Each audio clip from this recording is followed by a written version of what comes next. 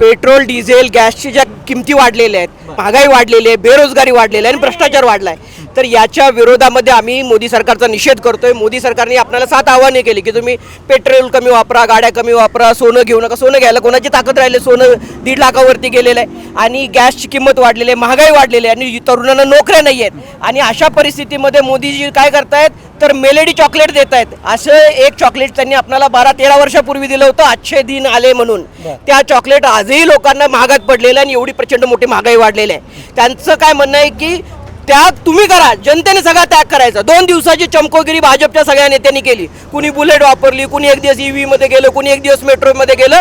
दुसऱ्या दिवसापासून पहिले पाडे 55 आहे तशी यांची उधळपट्टी चालू। आत्ता आम्ही या बैलगाड्या घेऊन आम्ही महानगरपालिकेला चाललोय।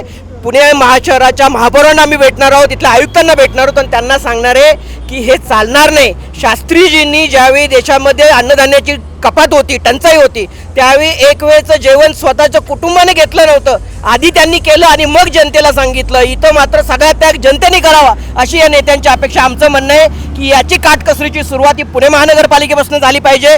पुणे महानगरपालिकेमध्ये तुम्ही जाऊन बघा, चेंबरवरती किती पैसे खर्च होतात, अँटी चेंबर सजवण्यावरती, प्रत्येक नेत्याचं ऑफिस सजवण्यावरती पैसे खर्च होतात।